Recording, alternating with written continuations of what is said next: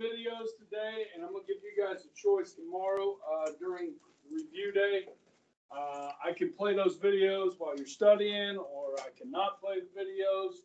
Some that are, obviously good. I wouldn't have put them in there if they're not good video clips. But I'll just kind of talk about those today, and then if you guys want, I'll run through them during the review. But quite a bit to talk about here. We went through most of this stuff yesterday, talking about the Elbe River. When the Russian troops and the American troops, so they're going to be meeting actually, on either side of the river.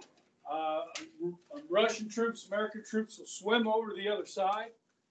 They will embrace victory, knowing that the two allied, nations have conquered Germany, and it was a warm greeting.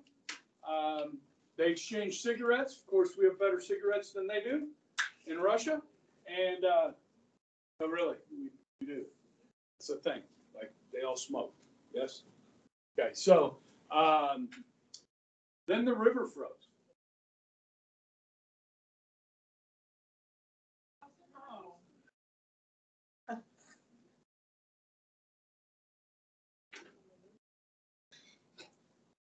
I was going to say, how cold was it? That's pretty cold. Well, it was a 40-year Cold War. Oh, so funny. Now that didn't go over. So they'll meet over here on the Elbe River, and tensions are already pretty high between the United States and the Soviet Union. Okay, and as the Russian troops come in, and I talked to you yesterday about kind of how bad they treated the civilians of Berlin. Yes, that's a bad deal. Okay. Now, speaking of civilians, and hi. Sorry, were there no soldiers in Berlin, or like very few?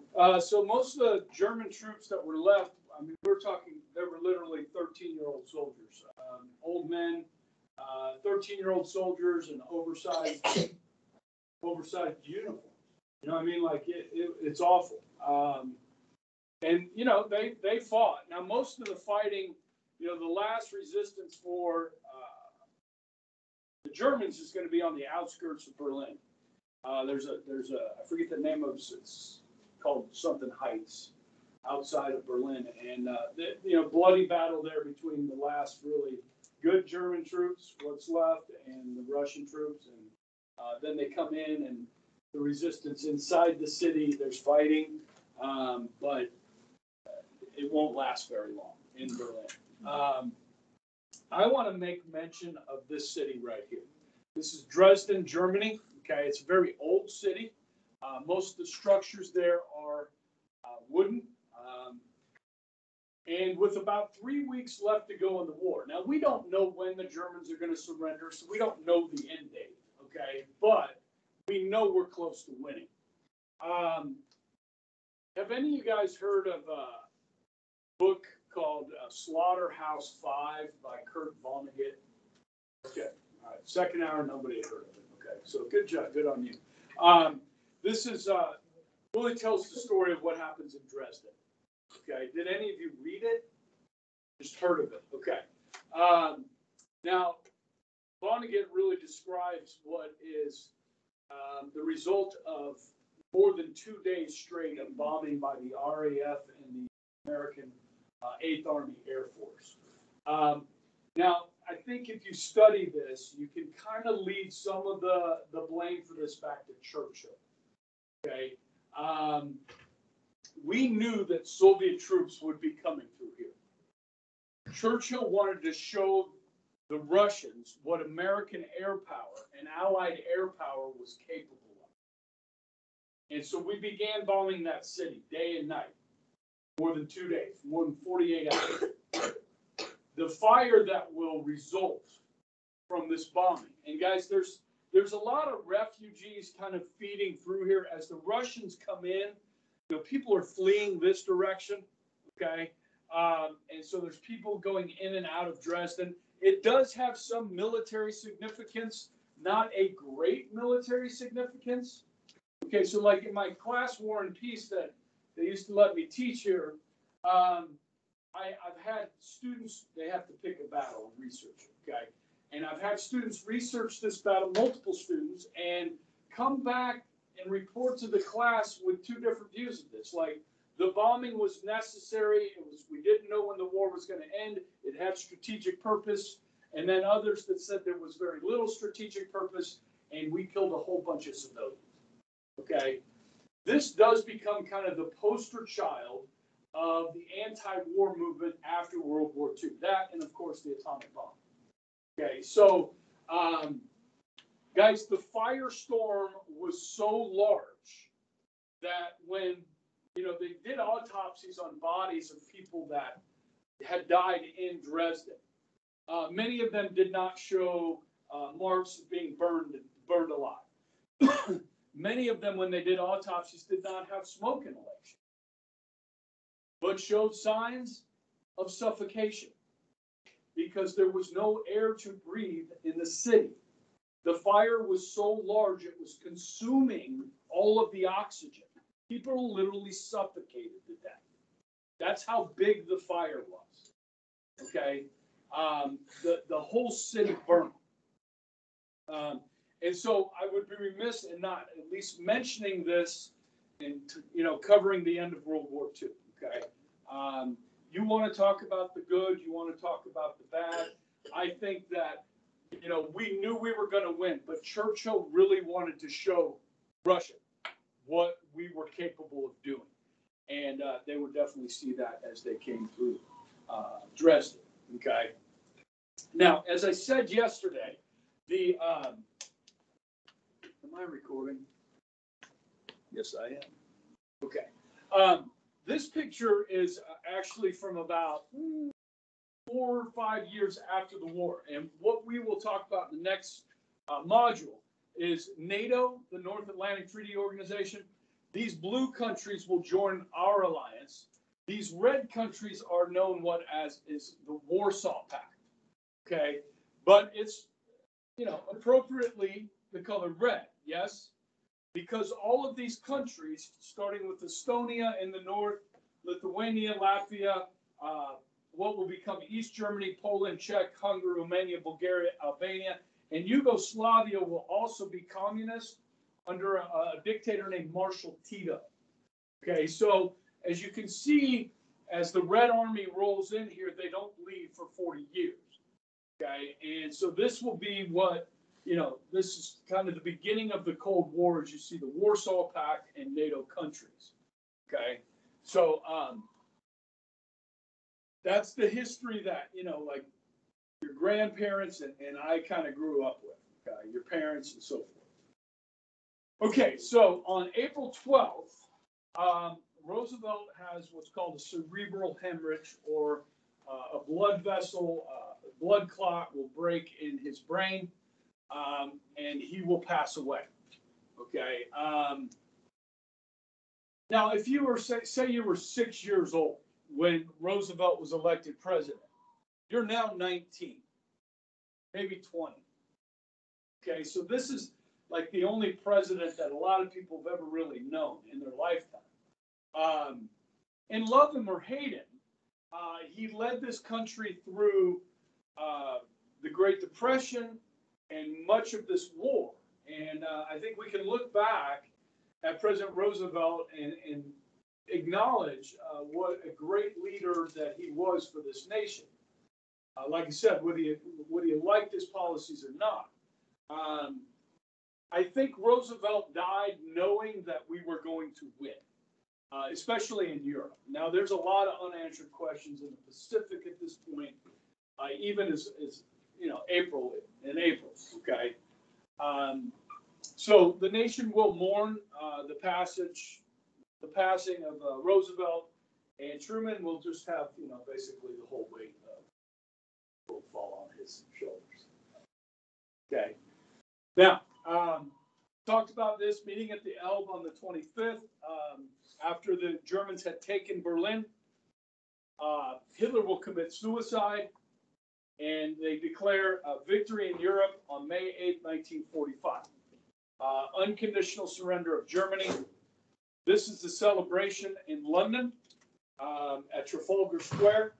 And this is Churchill, obviously. Churchill has flipped V to peace. Yes?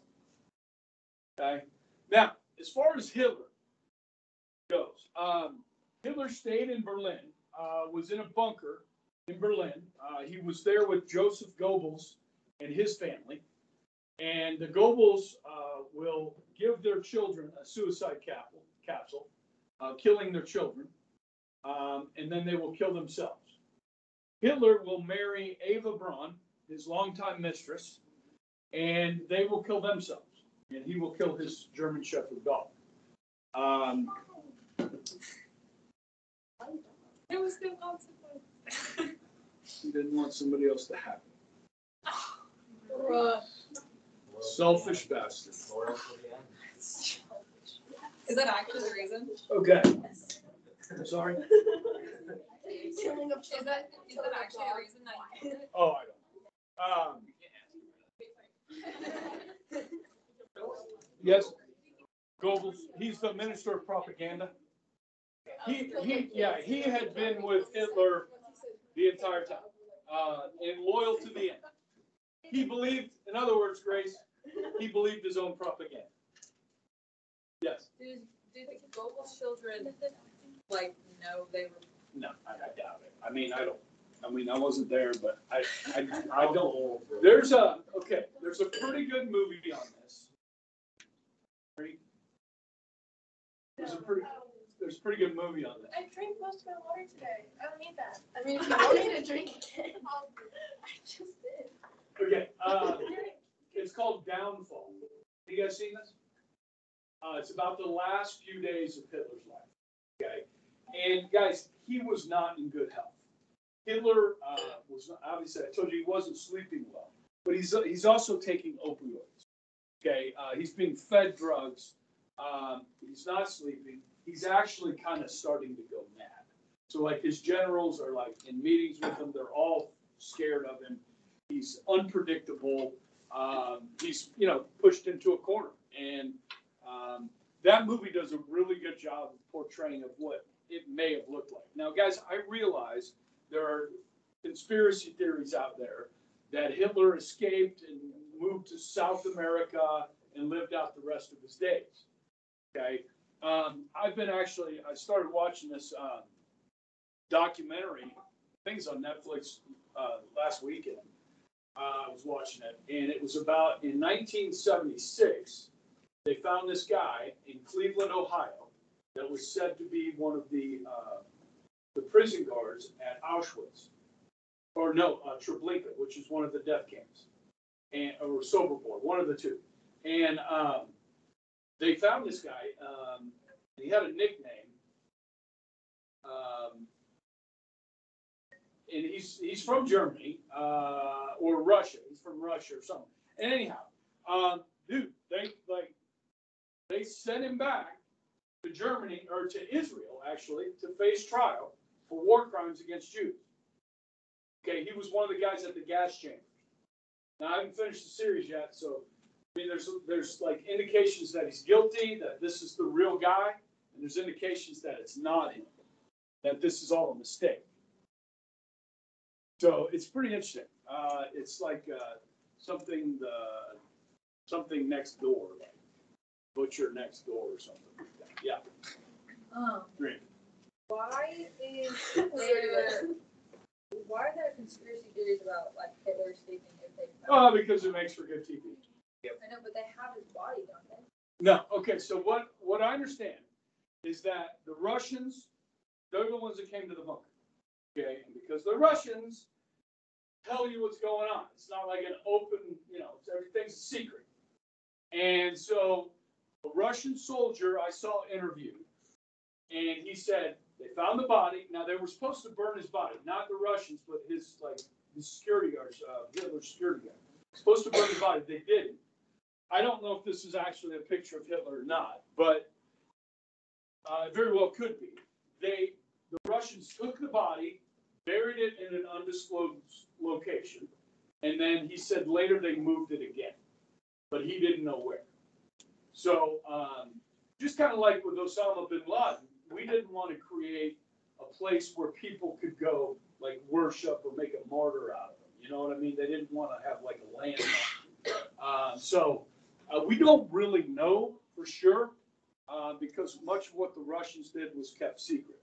And a lot of time has passed. Did some Nazis get out? Absolutely. Okay. Many did. And there are actually teams of people that have been hunting these people for decades and have found many over the years.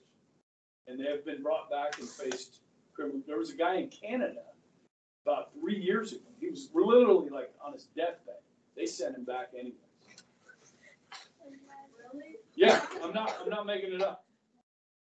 So it's just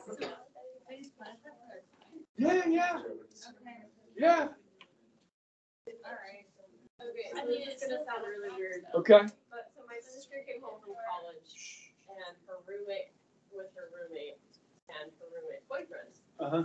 And her roommate's boyfriend is from Lincoln, Nebraska, where I'm from. Uh-huh. And so we're like, oh, Nebraskans. And he just goes, and so he's like spouting out weird facts about Nebraska because it's not a very interesting place. Right.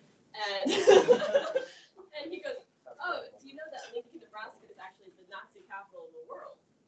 Because there's like when they all got immigrated, and Nebraska at the time didn't have any like set immigration, like international immigration laws, because we don't really travel into the country.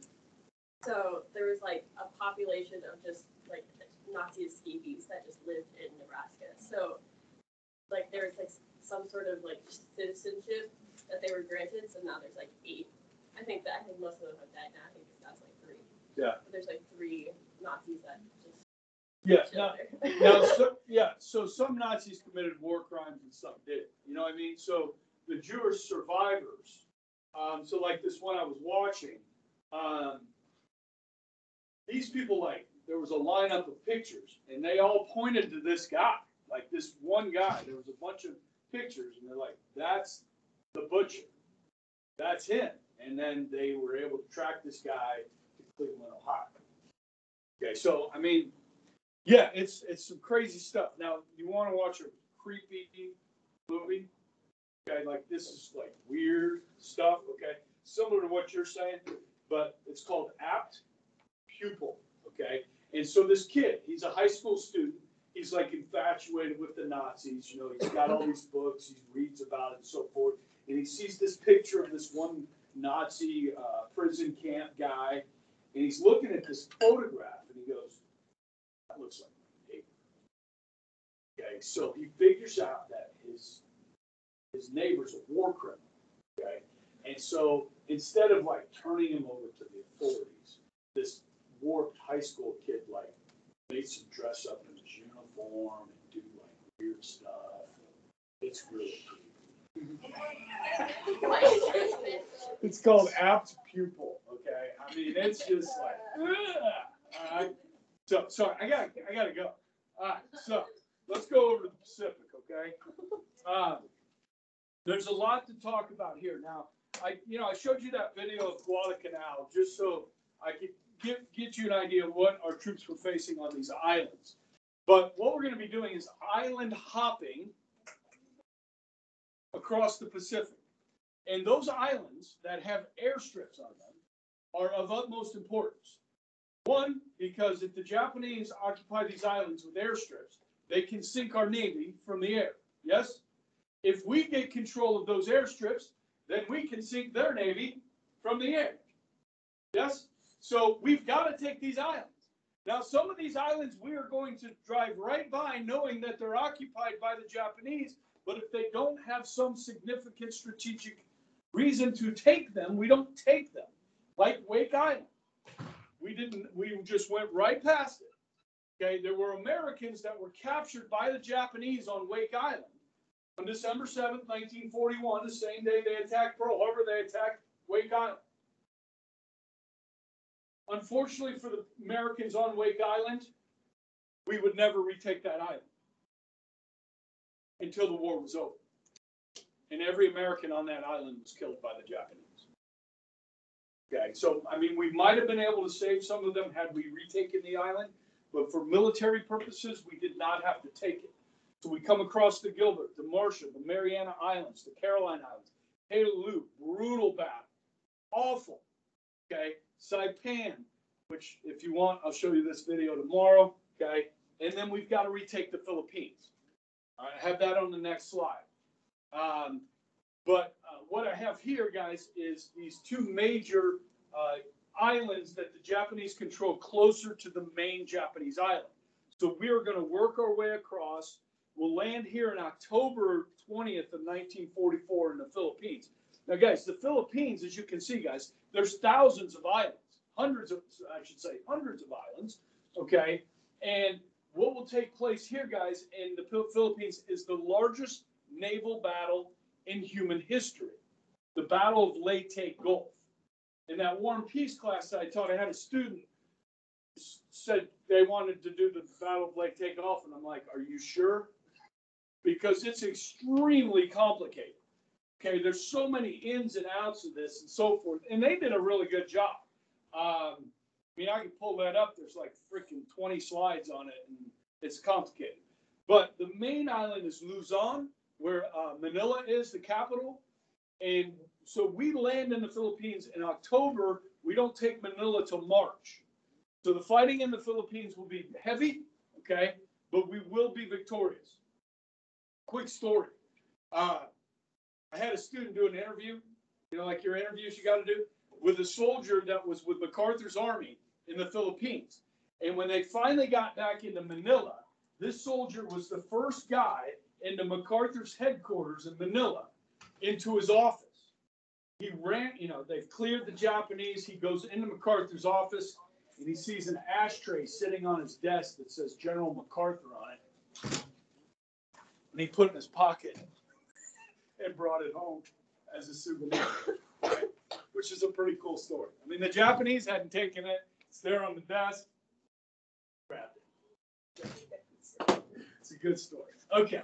Now, all right. So, guys, you can see this is 8,000. I apologize. 8,000 Americans will die in Iwo Jima. 12,000 on Okinawa. Some of you have probably seen the movie Hacksaw Ridge. Yes. Yes? Okay. As you can tell from the movie, extremely tough battle with the Japanese. Now, some of these islands, guys, have indigenous people on there. Japanese people, Okinawans, and so forth. Some of these islands don't have people. Okay? So that is going to play a factor here as well. So 20,000 troops just on these two islands, Americans will die. The Battle of Iwo Jima is the worst battle in the history of the Marine Corps. Okay, we had the worst battle in the history of the Army and the Battle of the Bulge. This will be the worst battle in the history of the Marine Corps on Iwo Jima.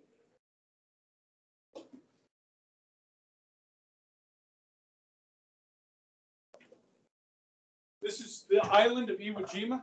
It's a volcanic island. Okay. There are 3 Japanese airfields at this end of the island. Okay, and we've got to take it. All right.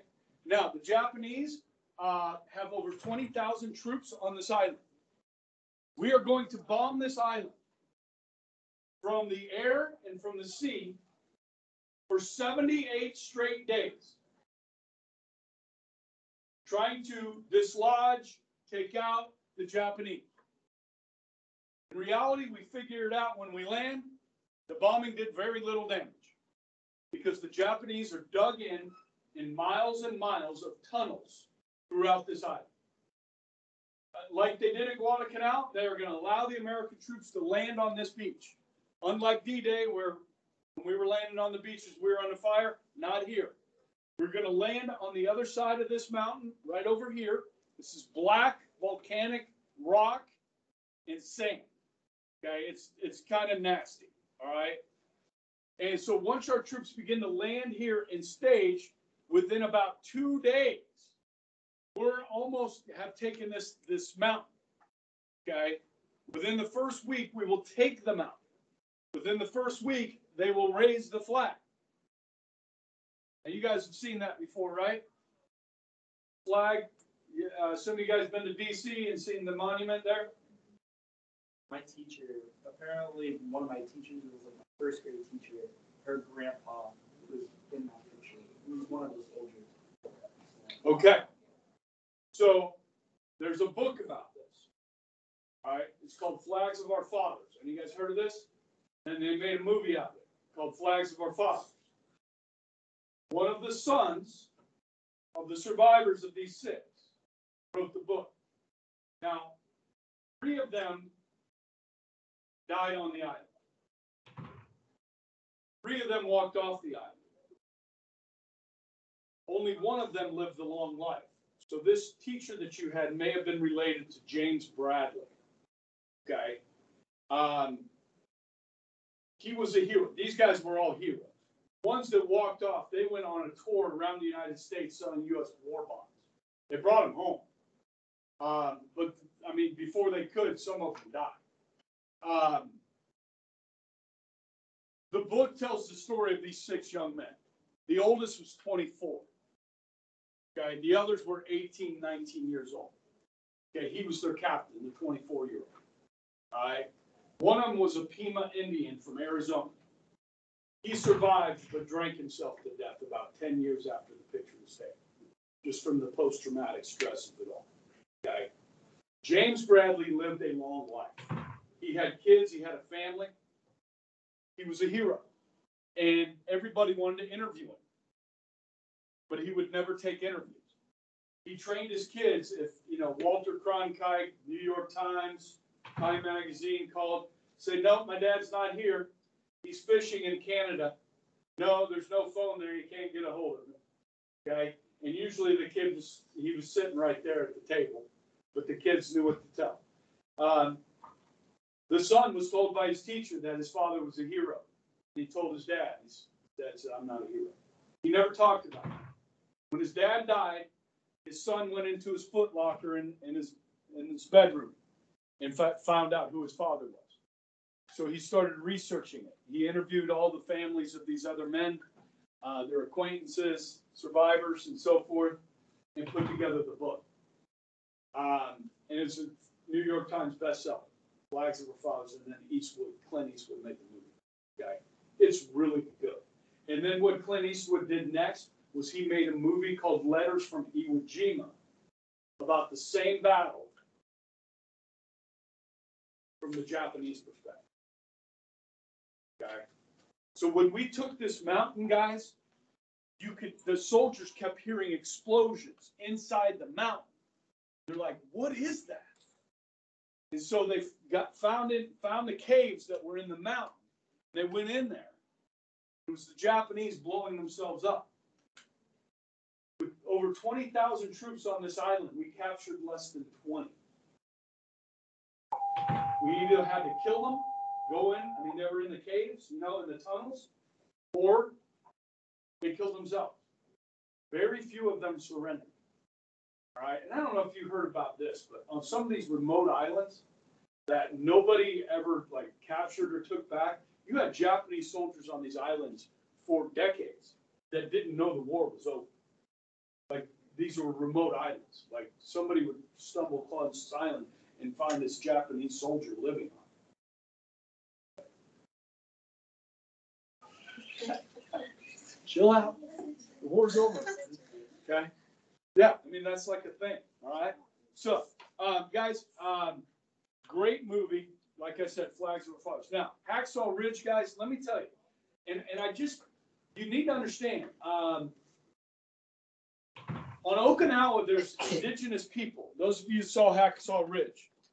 But if you really want to learn a lot about this, watch the movie The Pacific. It's a mini-series. It's about 9 hours long, okay? And on the island of Iwo Jima, as I told you before, the Japanese like to attack at night, okay? And so if you're on post, you're guarding that night. You've got guard duty. You hear something, what do? You start shooting. You open up fire because the Japanese may be surprise attacking you. But what the Japanese were doing on Okinawa was taking the civilians, women and children, and sending them into our lines at night. And our troops, hearing something, would open fire. That's their job. And then when the sun came up the next morning,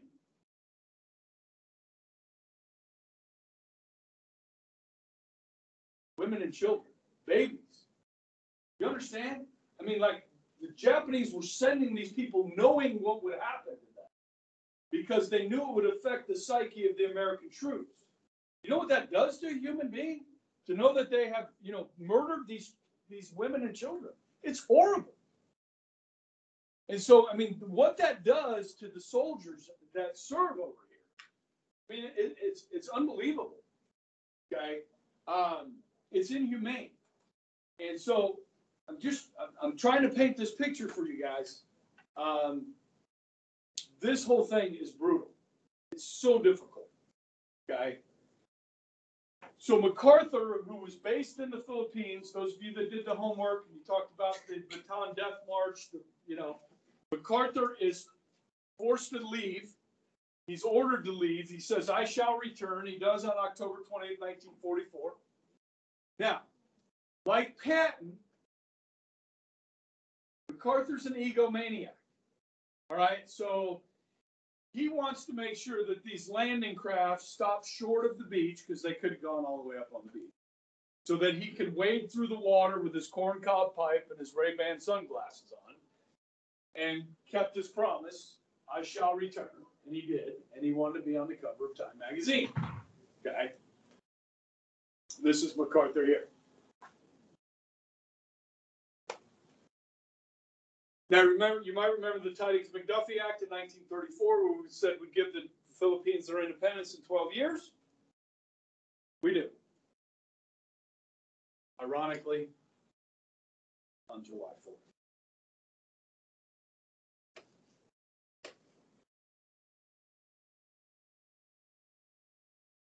We get a 99-year lease for a military base in the Philippines. About 25 years ago, the Philippines asked us to leave. Some of our soldiers were behaving badly in the Philippines, and they're like, you know what, why don't you guys just leave? And so we did. And then they started having problems with terrorism. There's a group in the Philippines called Abu Sayyaf, Muslim terrorist organization linked to Al-Qaeda. And they like to do kidnappings and that sort of thing, ransom. So they asked the U.S. to come back and help them fight, train their people how to deal with these radicals, and so forth. And I don't know if you guys know much about Philippines today. You heard of their president, Duarte? This guy's off his rocker, man. He doesn't really like anybody. Okay, and what he really doesn't like is drugs, drug users, drug sellers, drug dealers, death penalty for drug users under Duarte. This guy is he's like Trump on steroids, man. This guy, he's crazy, all right? I mean, they've had a series of questionable presidents. They had the Marcos family. She was famous for buying literally hundreds of thousands of dollars worth of shoes with the people's money. You know what I mean? She was the president's wealth. And then she became the president. Imelda Marcos. Okay. Now, hopefully, Manny Pacquiao will become the president of Philippines. You guys know Manny Pacquiao? He's a boxer. He was a world champion. Okay, great dude. He's a great dude. I hope he wins the presidency. I think he's running. With Duarte, I don't know if he's going to give up power too easy. Poor Filipinos, man. That's tough stuff. All right, I got kamikazes at the bottom. Okay, now tomorrow I'll show you a video if you want. Now, as the Japanese become desperate, they're trying to take out our Navy, but they're not having success. So in the last 3 months of the war, the Japanese will have over 900 pilots fly their planes into our ships. These are suicide missions. That's what a kamikaze is. Okay? More than 5,000 American sailors will die as a result of these kamikaze pilots. Okay, they go through great ceremony as they're about to commit suicide. They're trying to fly these planes directly into our aircraft carriers, our destroyers, our battleships, and so forth.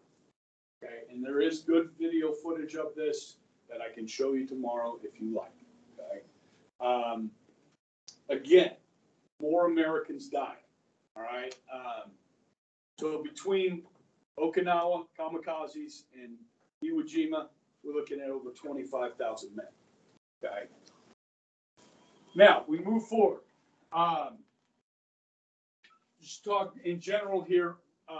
Truman takes office April 12th when Roosevelt dies.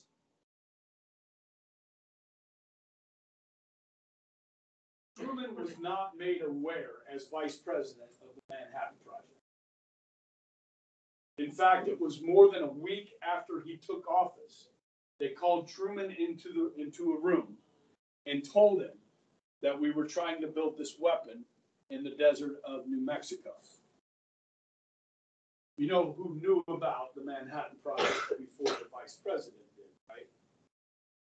Joseph Stalin knew about it before Truman knew about it. There's actually a story that Truman was informed and he went and told Joseph about it. He's like, Joseph was like, yep, we know. Not surprised, I know, yeah. Now, what is also interesting, Jason, is that, like, because they're going to meet at Potsdam later on, Truman and Stalin. And Truman actually gets word of when they test it, and it works. He's like, now he's kind of walking around like this. Truman is. And he doesn't tell Stalin, like at that point. You know what I mean? But Stalin will get word. And so he knows, like, okay, we're friends, right? We're allies. But Truman just found out about this, and he didn't tell me. So that creates a sense of, okay, are we really allies? Follow me, right? Okay, so now the atom in Greek means unbreakable, but some scientists believed it was possible, including Albert Einstein. And then this guy, Enrico Fermi, an Italian physicist living and working in the United States at the University of Chicago, is the first to split an atom. And he does so underground in a laboratory underneath the football field at the University of Chicago. Okay? Are you guys looking at the University of Chicago? That's kind of their claim to fame. You know what I mean? Won't that, like, emit radiation at all? Okay, there's different kinds of atoms. Okay. Some atoms you split. But uranium, 235, highly enriched. That's or eight. Eight's even worse. How do you guys know that? Yeah. That's fine. I love that. Yeah, so, yeah, they proved it was possible. Now, I know we don't have anybody sitting back here in this corner, but this has been here all semester. This is a letter written in August of 1939. It's written by Albert Einstein, and it's addressed to Franklin Roosevelt. And it is a letter warning him about German scientists proposing this idea that they could create a weapon by splitting an atom. Okay, Roosevelt took this to heart by 1942. They create the Manhattan Project. Now, you want to know why a toilet seat in the Army, they charge $350 to buy one, or at least that's what it's invoiced for. They need that extra money for secret projects at Area 51. You guys have all heard of Area 51? Yeah. Okay, that's where they test secret things. You know what I mean? So they do this in the desert of New Mexico outside of Los Alamos. Now they're going to gather the best minds, the best mathematicians, physicists, scientists that they can find in the country. Now, if you're teaching at MIT or,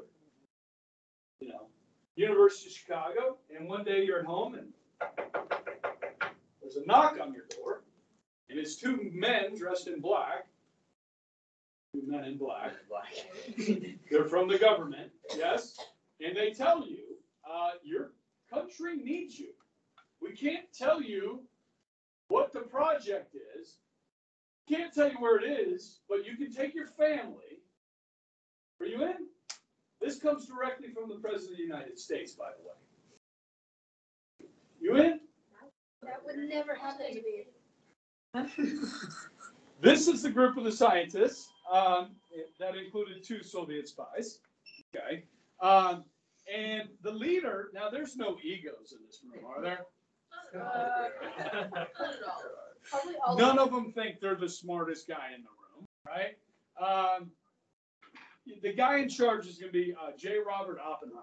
And so he's got to kind of corral all these egos, okay, and put together this project, okay? So you can see it takes more than 3 years to develop this, all right, and $2 billion. And so on July 16th, they detonate the first bomb. And this is a time-elapsed photo of that. And this is, they called it Trinity. Yes? On the 26th, Truman warns the Japanese. Literally, Truman makes a radio address saying that if you do not surrender, you will face fire from the sky, unlike there's ever been seen before. Okay, he used those words. Now, listen. By this time, guys, we have been bombing Japan with great regularity, with B-29 bombers, with conventional and incendiary bombs. We have been bombing Tokyo. We've been bombing Kobe and other large Japanese cities. Now, in charge of the bombing operation, what was that guy's name? Halsey. They started bombing at 30,000 feet, from 30,000 feet. Now, guys, the trade winds over Japan are extremely fast. So what they figured out is they couldn't hit a target if they tried because the winds are so high up there. And if you're going into the wind in one of these B-29s, you almost stall out. And if you're going with the wind, you're going way too fast. So they scrapped the high-level bombing and went to low-level bombing. LeMay, that's it, LeMay. So it is true, guys, that we will kill more Japanese with conventional bombing than we do with the 2 atomic bombs. Okay, now the 2 atomic bombs, we're going to kill a whole lot of people in a very short period of time, like within seconds. And then the lingering effects of that as well. Okay, so which we're going to get into. Okay. So on August 6th, we dropped the first bomb on Hiroshima. This is an industrial city. It is a city that helps produce the Japanese war machine. 3 days later, Nagasaki. Now that day, on the 9th, Nagasaki was not the intended target. There was cloud cover. Now the first bomb was delivered by the Enola Gay, which is named after Tibbetts, his mother. And then the second bomber was Boxcar.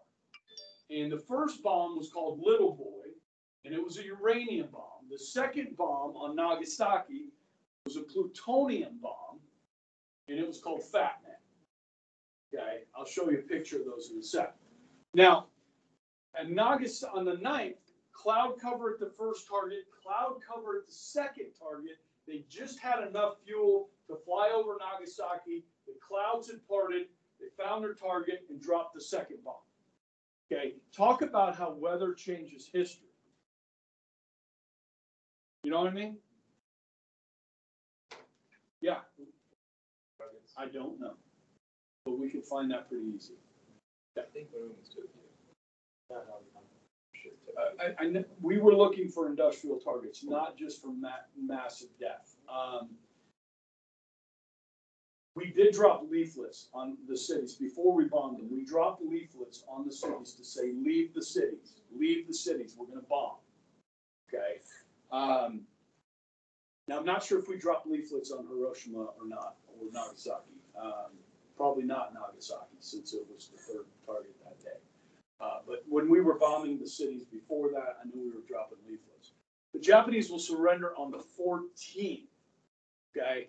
Now that's important because, like I said the other day, guys, the Russians get in the war on the 8th, and so they're able to get their troops into North Korea. Okay, and they're still kind of there. Well, not Russian troops, but you know what I mean. Okay, the communists are still there. All right, so this is the first bomb on Hiroshima, and then the second bomb. Now, plutonium, from what I understand, is a man-made. Yeah, they use uranium in it, I think.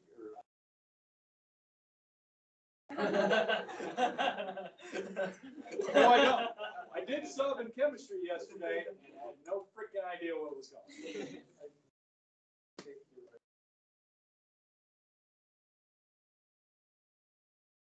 Okay. So the first bomb, guys, Hiroshima is flat. Okay, so what happens is a firestorm, basically flash of light, brighter than the sun.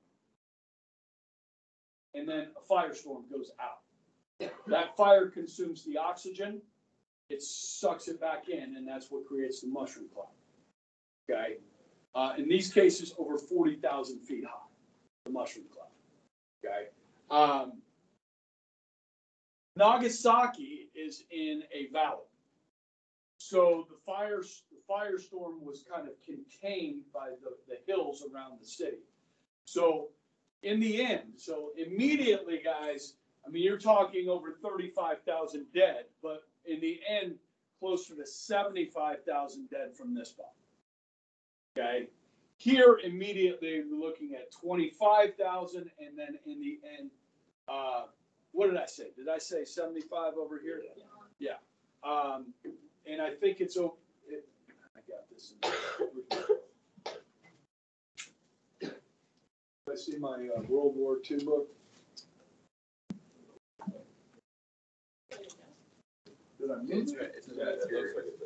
Oh yeah, there it is. Okay. I can give you some better numbers here. This would be near the end of the book, yes.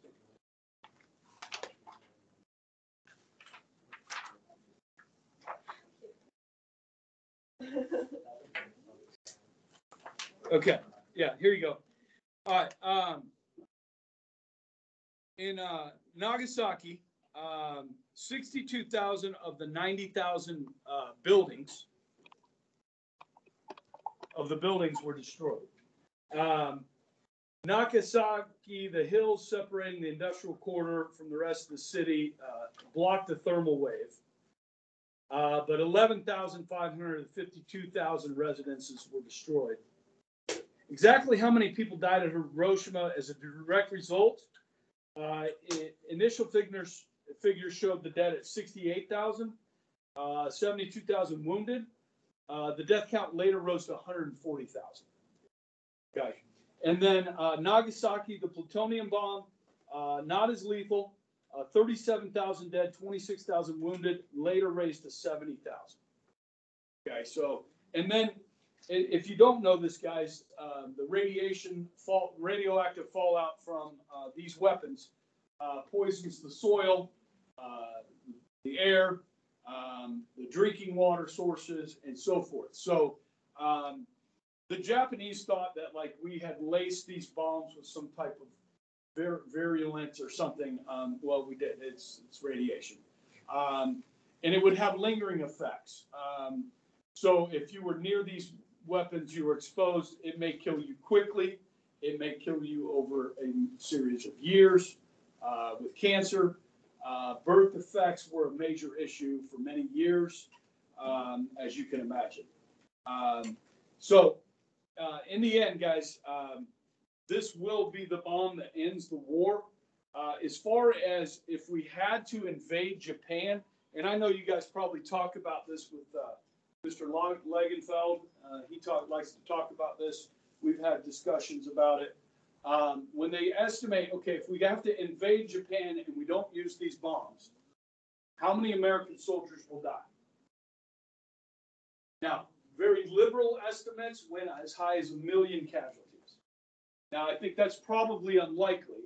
If you cut that in 3/4 to 250,000 casualties, and maybe, I don't know, we lost 25,000, lost 20,000 on those 2 islands. Another 5,000 from the kamikaze.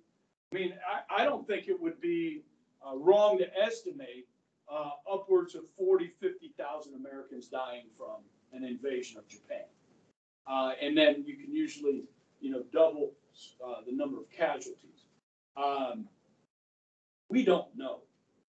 Truman had to make this decision, and he made the decision to use them. On the test, you're going to have to make a decision. This is the easiest 2-point question you'll have this year, okay? There is a wrong answer. The wrong answer is yes, but no. The wrong answer is maybe. The right answer is yes or no, whichever one you say. Okay, there is not a wrong answer. You understand? This is just kind of gauging your opinion. I've tried to paint a good picture for you what it was like for the Americans. We've talked about the prisoners of war and how they were treated by the Japanese, and that these bombs killed over 200,000 civilians. And so if you're President Truman, you have to make this decision if you can end this war or if you are going to extend it for the purposes of not using this killer weapon. Thankfully, it's never been used again in warfare. I don't know if you guys know this, but there have been over 200 atomic and nuclear weapons detonated in the Earth's atmosphere since then. Testing them. Over 200 of these bombs have been detonated in our atmosphere. Then we did it underground for a while, and underwater. And then now we can do it by computer models. We haven't detonated one in a long time in the United States. Yeah. Do we have to explain our answer on this? You might, yeah, yes, no, why? Yes. Yes or no, and why? Yes. What kind of effect did that have with the testing? What do you mean? What? What kind of effect did the testing of the like? Oh, well, cancer rates in the world. So, like, when you trace the nuclear fallout from the bombs we detonated in the desert, which way the wind was blowing that day, you can trace higher cancer rates. So they just detonated these in the atmosphere? There's a really kind of cool YouTube, well, it's not cool, but it's this interesting YouTube thing that shows you every nuclear or atomic bomb that's been detonated in the earth since 1945. Now, there's only a certain number of countries that have them. The U.S., Britain, France, China, Russia, they don't admit it. Pakistan, India, North Korea. There's probably a few that I'm missing. North Korea. North Korea, yes, the last we get. All right, guys. See you tomorrow. It doesn't matter. Thank you. You too. Curtis LeMay, that was it.